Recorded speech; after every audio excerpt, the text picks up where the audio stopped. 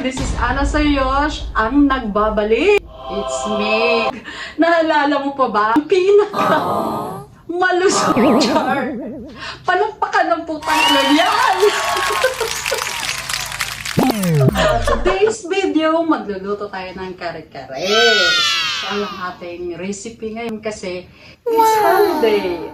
Pasko kasi ngayon at ang ihanda ko ay kare-kare. Nagki-craving tayo ng recipe special na kare-kare. Simula na tayo in 1, 2, 3. Ang gagawin natin, sindihan ko lang. Handa na ako mantika dito para mabilis siyang uminit. Tapos, ating pangsangkot siya, diara. Tapos, meron na ako dito food processor na sibuyas at bawang.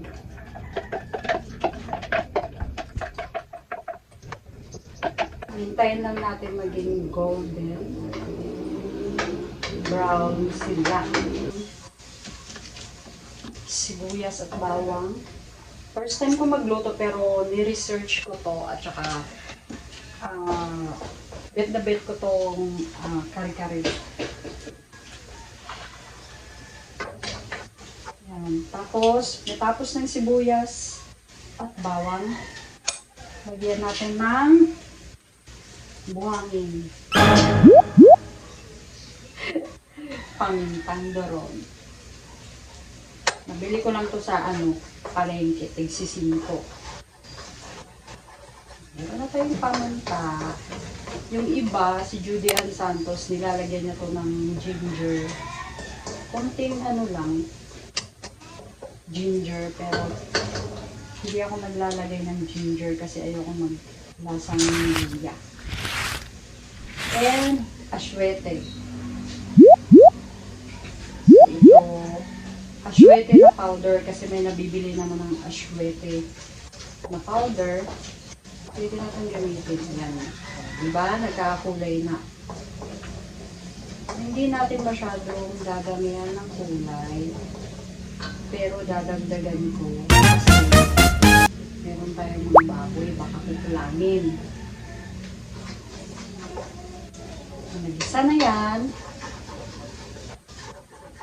Nalagay na natin yung ating pork na pinalambot ko na.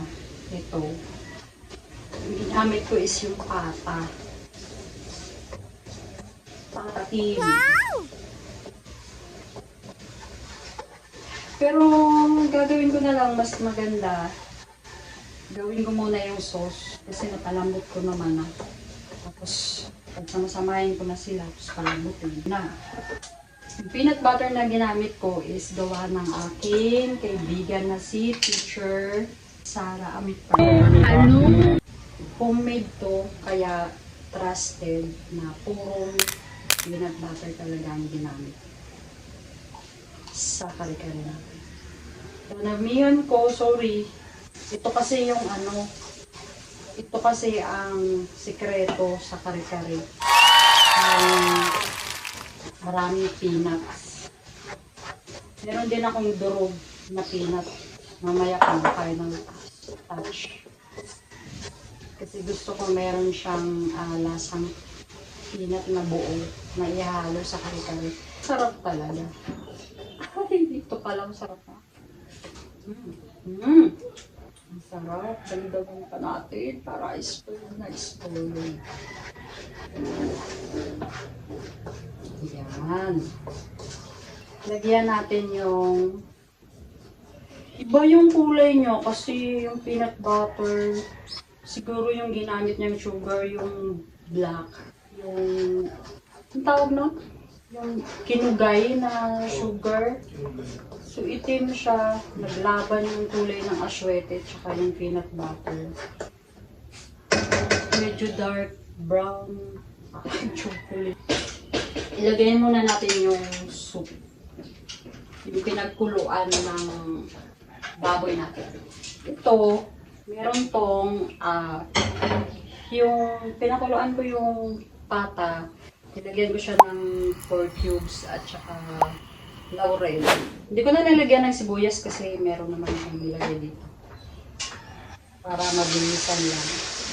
Dadamihan ko siyang sabaw. Marami akong ilalagay na gulay. Ang dami kong gulay. Yan, halos na ubos.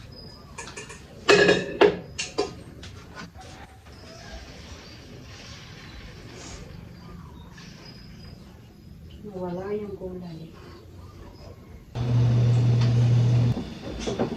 Kasi ano, wala yung gulay. Pero na-achieve na natin yung color na light. Pero mas gusto ko, mas yellow siya. Tapos, sama na natin tong pork cubes. Tapos, ang ating mamasitas kare-kare.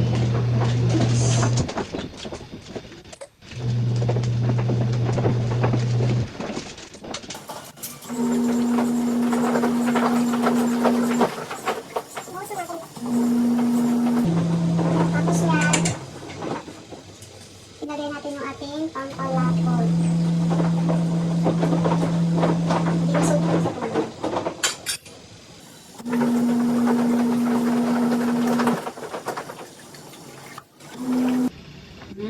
Naamoy ko na.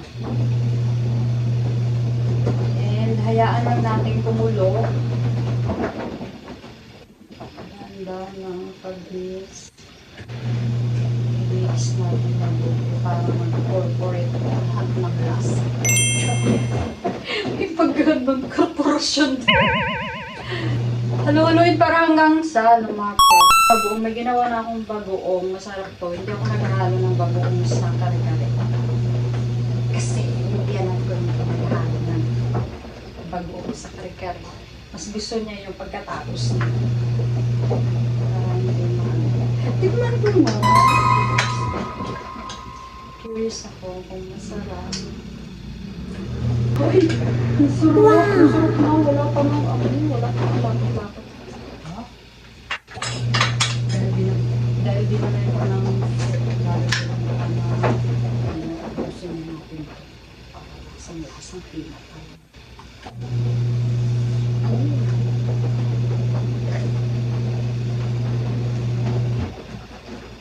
Inubos ko talaga yung isang malaki.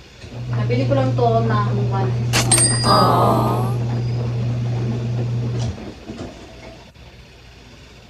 Inubos ko siya lahat. Tapos, yan, lumakot na siya. Ay, ang sarap na. Tapos, lagyan natin ng asin.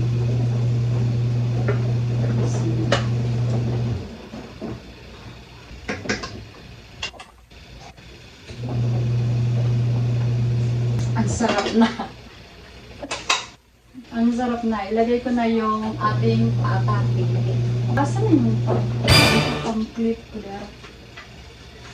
Ito yung pang-clip. Ito lang yung nabili natin. Kaya ko ito isasama kasi para ma-absorb yung pork yung sauce.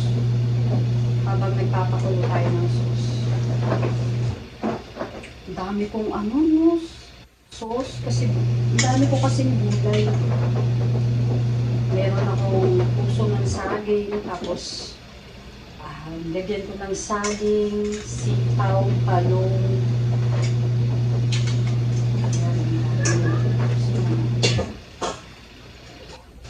Ayan, no!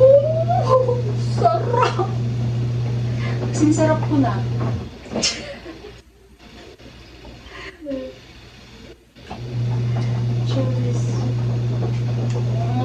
Excited na naman ako. Ngayon palang nagugutom na ako.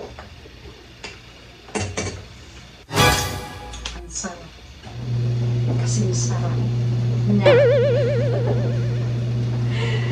Takpan muna natin. Hayaan siyang kumulo. Lumambot yung baboy. Pero mas masarap pag hayaan mo siyang maluto. So, hinaan natin yung apoy. Pagkatapos niyan, ilagay natin yung ating linanch na choy. Pero wala tayong bat choy. Ang nabili ko pechay. Pagtyagaan na natin. Tapos yung sitaw na i-blanch ko na to. And meron ako dito puso ng saging, tapos talong. Pinarito ko na siya. Welcome back. So, ayan na, malapot na yung ating kare-kare. Yung ating pork ay malambot na, pwede natin ilagay ang ating mga gulay. Ito na, pasensya na kayo sa camera ko at naka-ganyan siya kasi gusto ko makita niyo paano ito gumaya. Una, ilalagay ko yung puso ng saging. Ito to yun.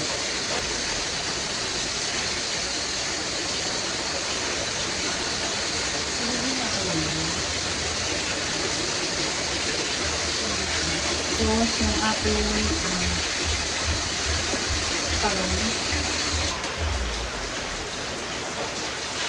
And nakalimutan ko ilagay yung aking peanut ilagay ko dito.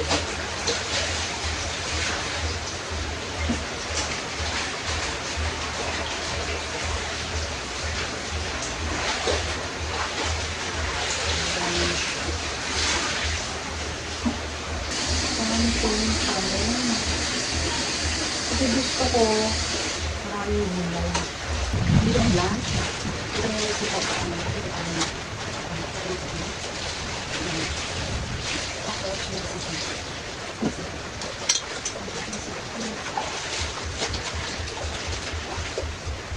Yan pa rin. Tapos,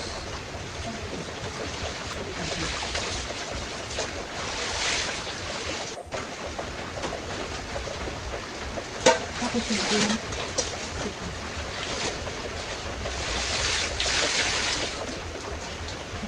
Lagay na makat. Palimutan ko yung magic sarap. Lagyan natin yung magic sarap.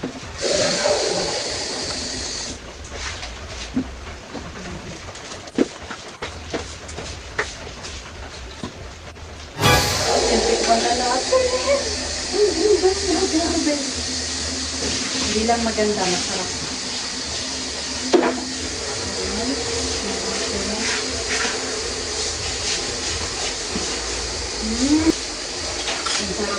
For watching, guys, and don't forget to like and subscribe and share, and kung meron kayong maraming tanong, mag-leave lang ng comment sa aking comment section. Thank you for watching!